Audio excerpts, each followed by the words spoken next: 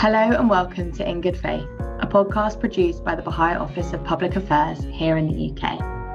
I'm Sophie, and alongside my colleague and friend Carmel, we'll be hosting this series of podcasts. At the Baha'i Office of Public Affairs, we follow national conversations on topics that shape the way we interact and progress as a society, learning alongside others and offering our thoughts and insights, inspired by and rooted in the Baha'i teachings. At our office, we follow the discourse on the role of religion in society, social cohesion and how it's built, and the role of the media in society. As part of the discourse on the media, we explore the relationship between religion and the media in particular. This first episode of our podcast, recorded a few weeks ago, is an example of the kinds of conversations we're privileged enough to facilitate, participate in, and listen to during our work. We're joined today by Rizwana, Director at the Centre for Media Monitoring and the Muslim Council of Britain. She has over 30 years of experience working with the media, and as a producer and director, Rizwana's work has won awards, been used as evidence in inquiries, and even impacted policy. We're also joined by Rosie Dawson. Rosie is currently a freelance journalist, documentary maker, and radio producer who has had over 25 years of experience working in the BBC. She's won a number of industry awards. She specialises in religion and ethics coverage. Welcome to you both. Thank you for joining us on this busy Thursday morning. We thought it might be quite useful just to build kind of a vision of the current landscape of religion together in the media world. How is it that you see it, Rizwana, obviously, from the years you've spent at the Muslim Council of Britain Centre for Media Monitoring? What do you think about the way that religion is represented? And then Rosie, maybe from your experience as a jobbing journalist, what do you think about the way that religion is represented in the media? I mean, I would say that religion is represented as, I think, backward, conservative, illiberal, restrictive, and source of conflict and violence. That's the kind of general paradigm. And then when it comes to Muslims and Islam, and that's because we obviously focus on monitoring the media on how Muslims and Islam are reported, I think it's the religion and its followers are probably the most misunderstood in the media, and I think it's problematic because Islam and Muslims are generally reported on within conflict paradigms and portrayed as the other or to be feared, and we just have a plethora of kind of far-right tropes that permeate mainstream media from, Islam is a threat to the West, Islam is monolithic, it's inherently violent, Muslims are barbaric, and that, that the religion itself, which has billions of followers, is kind of monolithic, that it's intolerant of other religions, it's inherently anti-Semitic, oppressive to women. So, I mean, these are the tropes that come out, and they're borne out by kind of statistics which show how the British public perceives Muslims and Islam. So, the role that the media has is really, really important. And it's unfortunate that what we have found is that generally there is a lot of misrepresentation, I would say, and not a very good track record for the media, especially when it comes to Muslims and Islam. But generally, I think religion is not well reported in the media. It's still sidelined. It's a niche kind of market where, you have specific programming. And that, to me, is kind of quite astonishing when, 80% of the world's population associates with a faith or a belief. And so this is mainstream. It shouldn't be marginalized. Rosie, you're obviously working in media yourself, and it's something that you deal with every day. How would you paint a picture of religion? I think it would be a very different picture from the one Rizwana has painted, but I do agree with her that the representation of Muslims and Islam in the media is particularly problematic. I mean, it's I think that Muslims receive a far poorer press than other faith groups. I think some other faith groups are ignored, and I think others are just presented in a more diverse way. I would want to say there's some very good reporting and programming. And I think I'd want to make a distinction. I think so much depends on the outlet. I think so much depends on the genre. I mean, I think with news, there's one issue. With features, I think you're much more likely to get sympathetic and engrossing engagement with faith. And I mean, I suppose I speak particularly as a former BBC producer, where I think there was a good deal of good programming. I mean, I'd have to say that because I made a lot of it, reflecting the beliefs and practices of many different faiths. So I actually would also probably make a distinction between broadcast and print. I think it's a very mixed picture, and in some ways, I think it's getting better. I think what the growth of non-Christian faith communities in this country has done is to raise the profile and visibility of religion and to say this matters in people's lives. It's not something that can be ignored. And I think that's been a very positive thing. Yeah, that's really helpful. I was thinking just to bring Carmel in, who's joined us from the Baha'i Office of Public Affairs as well. We were thinking about this question earlier, and we were talking about the way that religion's represented at the local level is actually also different to the way it's represented at the national level. And I can see nodding, which I like. Good to build that consensus. But the positive impact of faith in local papers gets a lot more coverage. But particularly, it seems to be, and I agree, I think, with Rosie, that it's definitely in news where you have this representation of religion that's in response to crisis always. And that's what I think we see with a lot of the coverage of Islam, is that it's always in response to something bad that's happened because of the mechanics of news. Well, I think that it is the nature of news, isn't it? Is that you report on the crisis and the problems and the things that are not normal. The problem is when that's then taken as normal. The exception to that, of course, is when you get a tragedy like Grenfell and it's not necessarily even commented on, but there's the response, and there are the people pouring onto the streets to help and to deliver food and to collect stuff. And I mean, the floods is another example. And you see people who are visibly religious. You see, you see clergy in their collars, and you see Sikhs with their turbans, and you see women in hijabs, and you just see that these are religious communities coming together to respond to human need. And I think you see that without it being remarked on. You notice it. Well, I think that's a fair point. I think news is, a beast in itself, and so the kind of response to stories is, reactive by nature. Sometimes there's kind of more in-depth, investigative, feature-length stuff, but generally it's reactive. And it's also, its aim is to kind of simplify things, to make it digestible for the audiences. And so, some of the nuances may not be looked into. But I would say that as far as news is concerned, if you look at COVID, it was quite interesting that there was quite a lot of coverage on what faith communities were doing in response to COVID, and from a very positive perspective, which you don't normally find. And it raised the profile of religious communities, and also the concept of, charity and giving and helping your neighbour.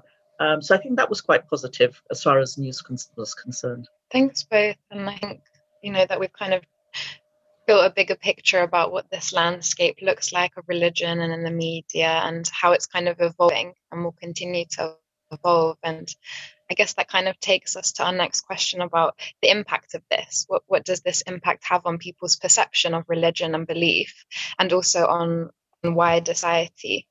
I suppose one of my questions back would be, where are most people getting their information or biases or perceptions of religion from? And it's mediated, but I mean, to what extent are they getting them from mainstream media now, and what's the role of online? And that's a whole other area. that should concern us, I think.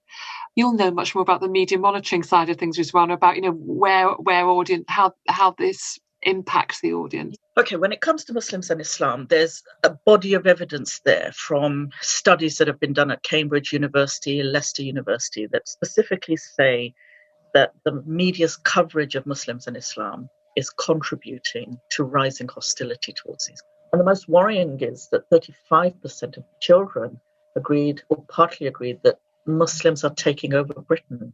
So now, not all of this can be apportioned to, the media's coverage of Muslims and Islam, but, if you take that what most people get is from the media, then the media has a role in this. So the impact is, I think, first and foremost, is on hate crimes, both physical and verbal, towards Muslims themselves.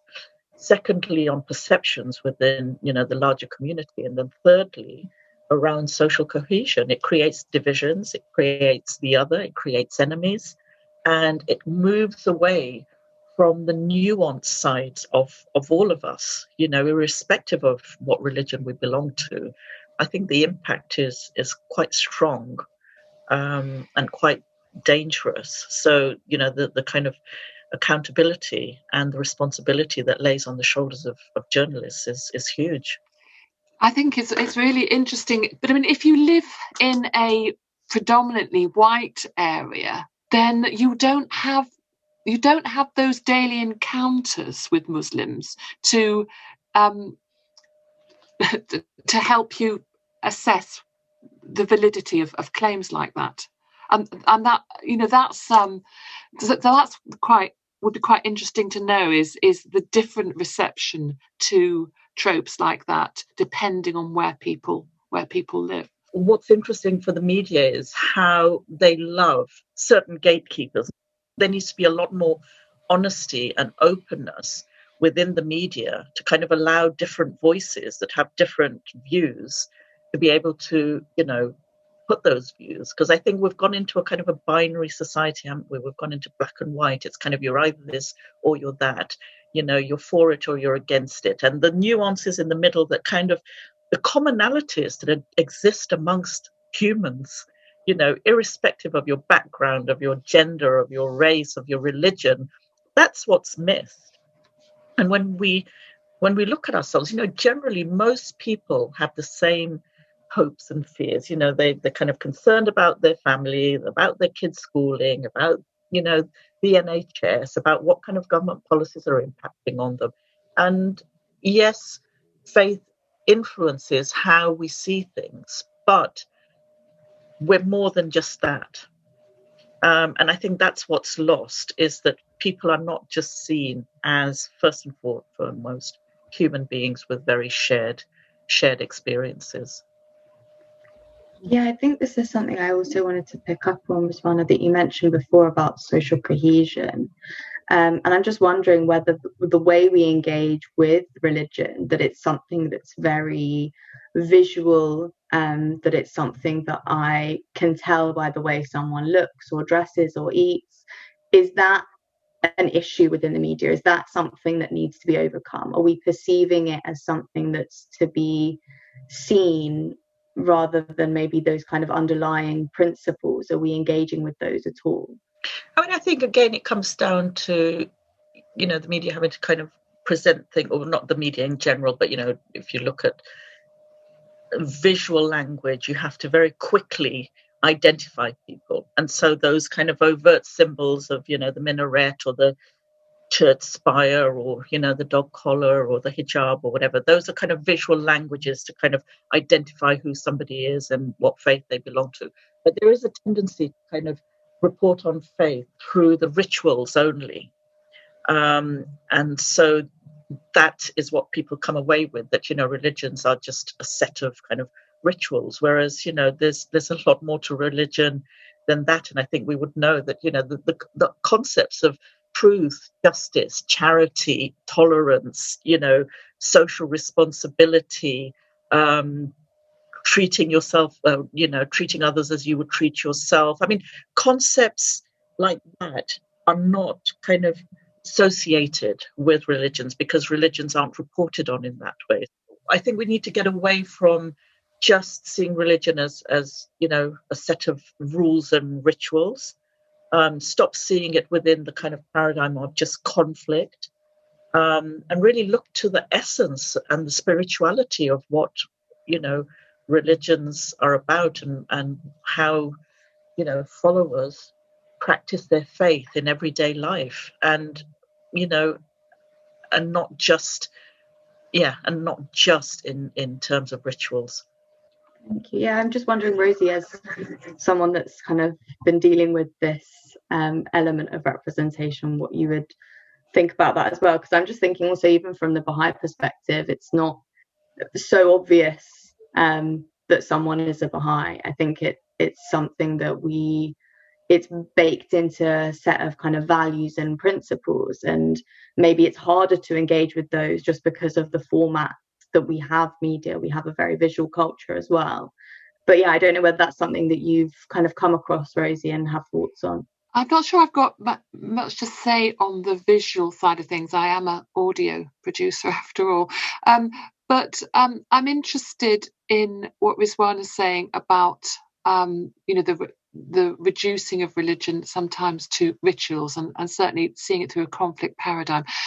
And I think that the importance of reflecting just religion as it is lived is really, really important. At the same time, we have to confront the problems where they arise, and we have to hold religion and their communities to account, so that where conflict or behaviours arise because of a particular interpretation of text, for instance, that needs to be interrogated. I find it difficult when people actually reduce religion to a set of beliefs, because I don't think that's what religion is. But we do also need to ask, what are the beliefs that are informing this particular behaviour, and where do those beliefs arise from, and what's the relationship between the belief and the text? And I think the most important, or one of the most important jobs religious journalism can do, is to show that texts which might appear or which are problematic can be read in a variety of ways. They don't lead to one interpretation. But for some people, they lead to very damaging and violent interpretations. And I think it's just a question of explaining that. At the end, what I'm saying is that journalists can't afford to ignore religion, because, as Rizwana is saying, 80% of the population in the world, affiliate themselves to a religion, and how they understand it really matters to the way we live in our communities and the future of the world. Definitely, and I think it's really interesting to hear as well this aspect of religion that maybe goes under the surface in the media because of what was kind of highlighted before, in the way that's operated and maybe is reactive. But we can also see that religion can also be a body of knowledge, and that encompasses belief, that encompasses the material aspects, the physical, the outward expression of religion, as much as it does the inner, the spiritual kind of dimension. And we see these two go hand in hand in a way, thinking about these assumptions that we see about religion, how can also often be almost pitted against each other because of not accepting the material elements or the spiritual contribution that religion brings, which maybe is what also helps to see it as not being important in a sort of secular society. So then maybe Rizwana, if you also had other thoughts, but then we could also go to think about what is then this truer representation of religion and belief, because we've seen how, Rosie, as you're highlighting, how it has been a source of division and strife, and how that has come from internally as well as externally in religious communities, from perhaps lack of understanding of the text and strong differing opinions. I think it's about normalization, isn't it? About sometimes, especially when it comes to the media, allowing people who belong to a faith to be engaged on issues that go beyond what their perceived perceptions would be of what faith represents, and what they should be kind of interested in or talk about or whatever.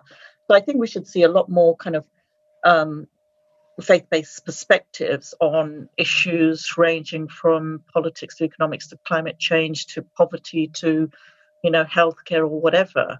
And it's not to say that, the faith has to be kind of explained in terms of its views on those, but there are different perspectives, and those perspectives and those opinions and kind of varied views should just be normalized on mainstream media. We just need to see people who belong to faiths being seen, not just on programming about faith, but on mainstream, I would say, in inverted commas, mainstream issues. Rosie, what would you think is a truer representation of religion and belief? Because we acknowledge that I think that it can't be ignored, but that it's also not this kind of other thing to be engaged with only in, as Rizwana was saying, only when we're dealing with religion stories, because it impacts all sorts of kind of the ways that people interact with one another.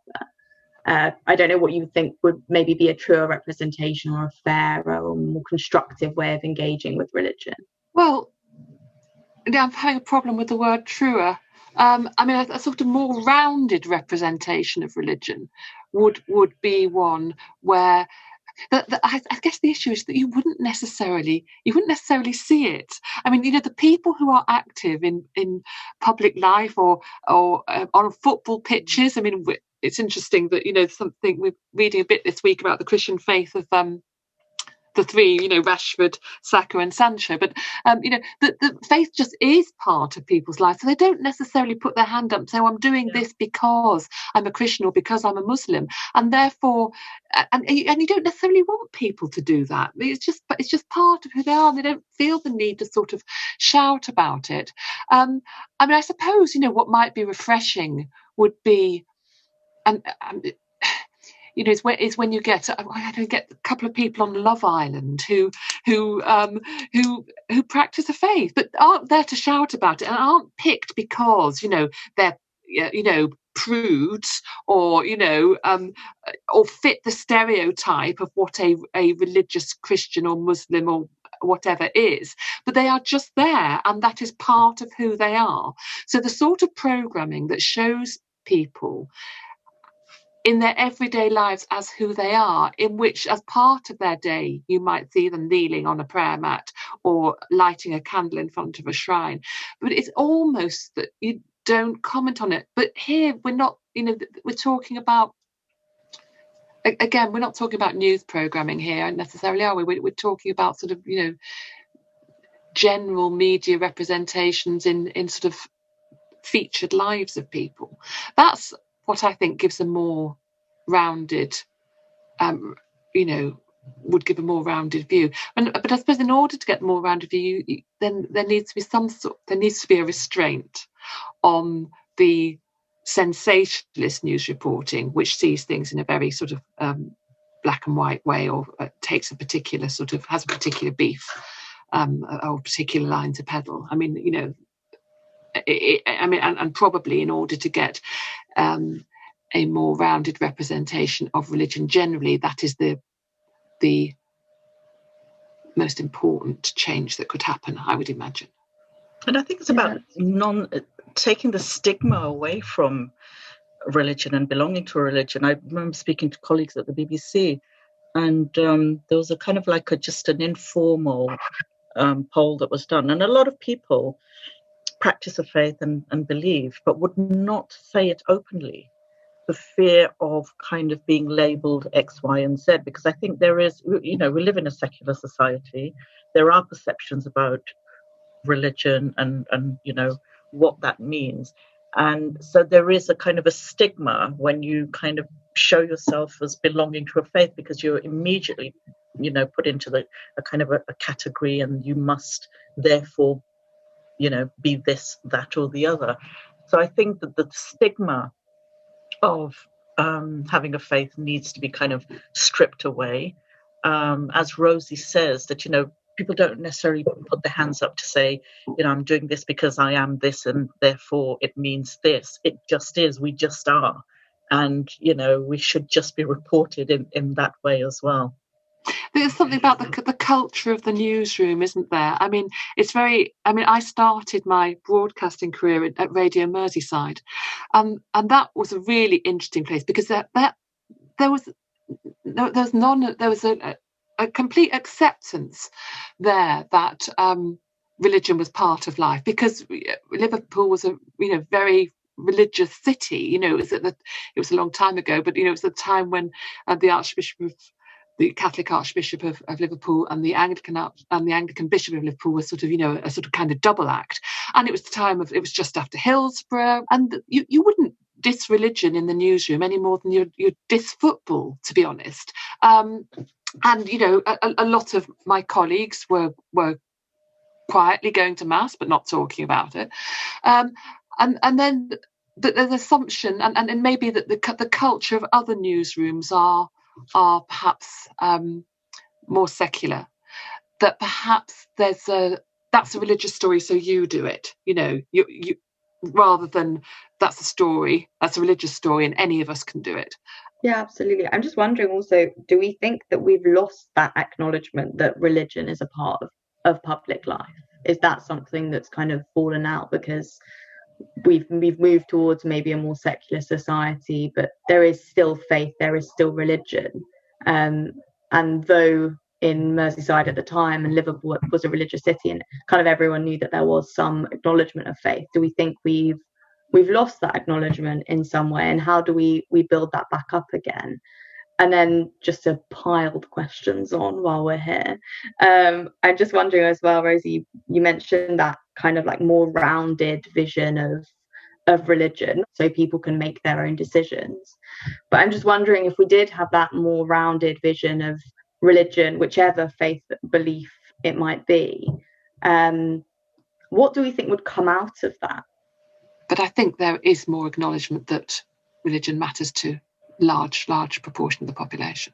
I'd agree with Rosie on that. I think that there was a kind of a phase of some decades where it had kind of gone out of favour, but now there is that acknowledgement, and I think it's discussed a lot more. I think it kind of permeates mainstream media a lot more, and I think the acknowledgement is certainly there and recognised, that it is important not only to those who follow a faith, but I think to society in general, and an acknowledgement that a lot of kind of whether people go to church or go to mosque or go to synagogue or go to a temple or whatever, that doesn't encapsulate whether somebody's religious or not, and that vast majority of people, the values that we have emanate from religious thought. And so along there, there's a lot of commonality in terms of values that people share, that emanate from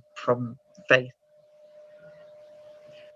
Yeah, and there's a really nice quote from the Baha'i writings where Baha'u'llah, who's the founder of the Baha'i, where he says that religion should be the chief instrument for the establishment of order in the world and of tranquility amongst its peoples, and that the way it can do this is by effecting a transformation in the whole character of mankind that manifests itself outwardly and inwardly, that affects our inner life but also our external conditions. And I think this idea or perception that religion can also be a tool for fostering unity, that can be a tool that allows humanity to have this sort of selfless love for one another, that we can find its expression in elements of our life, in our social lives, financial, economic, spiritual, material, and in education, all these dimensions of our lives. They can kind of find that expression, and I think in that way we also see that in the same way, Rosie was sharing about science, that, this harmony of science and religion, for example, to see them both as two bodies of knowledge. How do they both contribute to bringing about the betterment of our world. Sometimes we just limit the purpose of something to just the here and the now, but really if we're able to see the longevity of the contribution of different bodies of knowledge in advancing our civilization and saying we want to see a better world for the future generation, we want to see a better world now as well.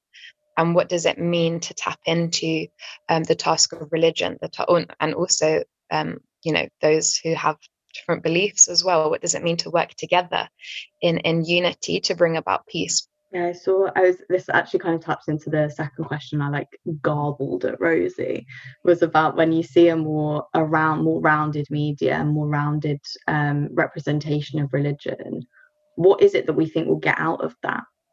What do we think will become evident? And I wonder whether it does tap into a bit of what Carmel's saying there, is that you can see those greater kind of commonalities between faiths rather than them being these kind of competing traditions or bodies of knowledge. I think it's going back to, it is the commonality, it is the kind of, the more positive aspects of religion as opposed to the negatives that are normally latched onto. And like I've mentioned before, the kind of essences of what religions represent, whether it's kind of truth, justice, peace, love, charity, responsibility, to show how those actually manifest themselves in society and how we're influenced by those and how they are not only good but very positive forces. And that religion can contribute to society. Religion can contribute to kind of national discourses. Religion doesn't have to be retrogressive or backward or kind of, something of days gone by. It is very present. It is very current. It can offer perspectives on various issues. It can bring about cohesion. It is kind of very much involved in, acts of charity and voluntary work and working with communities on the ground. And it's contributing, it's contributing on every single level of society, whether we acknowledge it or not. I sometimes think, why do I care so much about religious journalism? And I'm not even sure that I want to say, well, we need a more positive representation of religion. I mean, I think we do. I think the positive side needs to be told. But the only words I come up with in the end is that it matters. It matters that religion is reported properly. If religion is, and interpretations of religion are wreaking havoc in the world, we report on it and we explain it.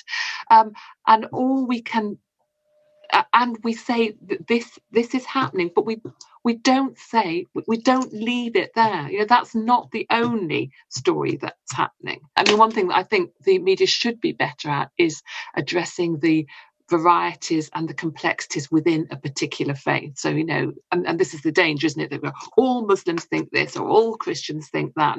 Well, actually, no, they don't. The variety and the divisions within religions are as important to report as the variety and divisions between religions. I was just going to add, in terms of when it's about proportionality as well, because if you only focus on the contentious, on the negative, on the divisions, on you then kind of perpetuate a certain narrative. So I think there's got to be a balance between the two, and you've got to look at the nuances, and you've got to give the context, and you've got to kind of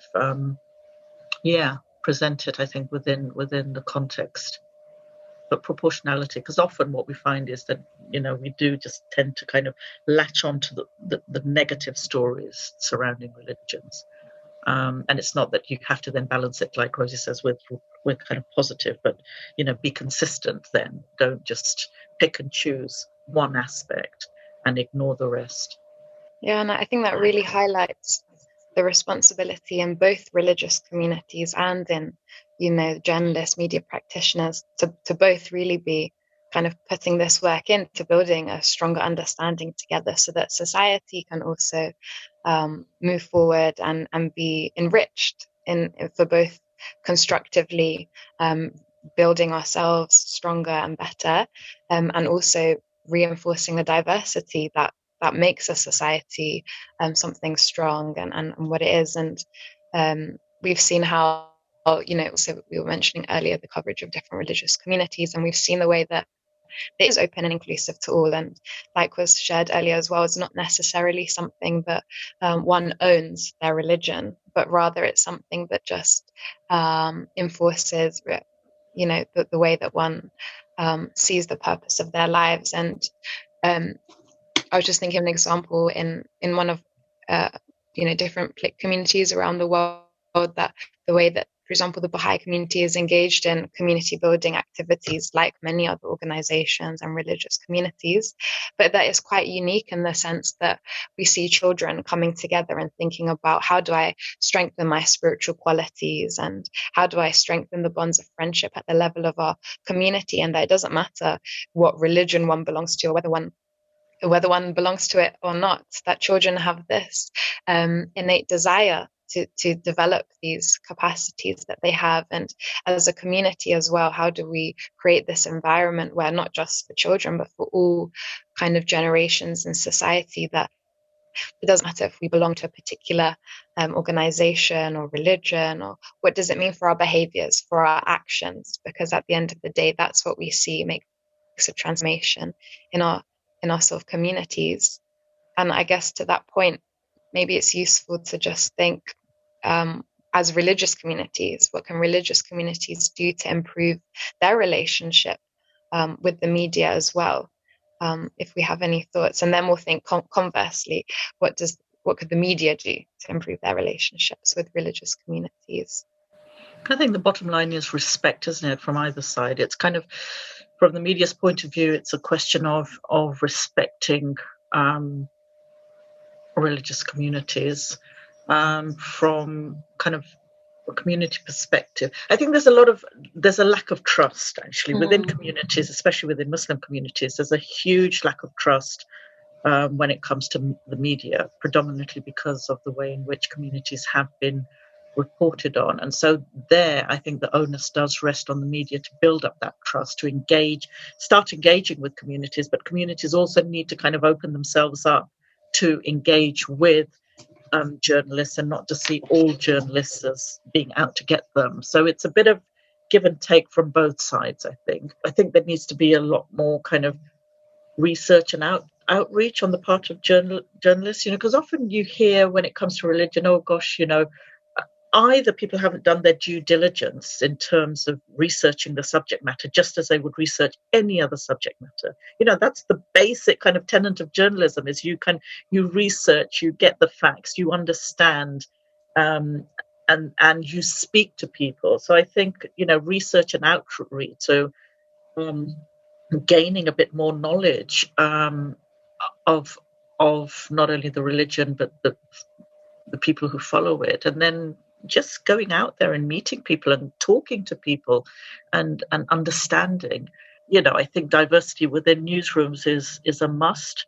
People who belong to different faiths and different backgrounds to kind of, not only shed light and give different perspectives, but kind of, have kind of a stake in the output as well. But then I think there's also a need for a cultural change within newsrooms and media establishments as well, in terms of just being able to accept people of other faiths and backgrounds. Training is really important. I know unconscious bias training is not kind of a word that's used now, but we all have unconscious bias. We all have prejudices. We all have, misconceptions. And I think there's a lot of that amongst journalists regarding faith and religion. And so I think training is really important. And on the part of communities, I think it's about us also kind of having spokespeople or people who can kind of translate and their perspectives, but also be eloquent spokespeople or who are also knowledgeable. And we need to put forward, whether it's scholars or whether it's community organizations or whether it's just, expertise in various areas of, genetics or astrology or, science or whatever. It's to have people also put themselves forward. And for the media to kind of use this pool of expertise that's out there that comes, from different religious backgrounds. Only a couple of things to either underline what Rizwana has said or to add. I mean, in the sense of what religious communities could do to improve their relationship with the media, to try not to be defensive. I mean, when you've been burned, it's really hard not to be. To understand the differences between the different media. That there are journalists you can trust and there are journalists you can't. So foster relationships with those that you can trust, and maybe encourage vocations in journalism. Encourage young people in religious communities to enter journalism and to see it as a honourable profession. So that's on that side. The other thing, of course, is local journalism. You can't build a relationship. I mean, you can do a lot with Zoom, can't you? You can do a lot with phone calls. I'm constantly speaking to people that I've never actually seen face to face, but nothing beats that face to face contact and the sort of intimate knowledge that local journalists will have of their turf. And the problem is that local journalism is just sort of in free fall. It's and that's a really serious problem. And that if they don't learn their tools of their trade there and they move into national newsrooms and they've never worked in the local paper or on local radio, then I think they've lost some essential training, really.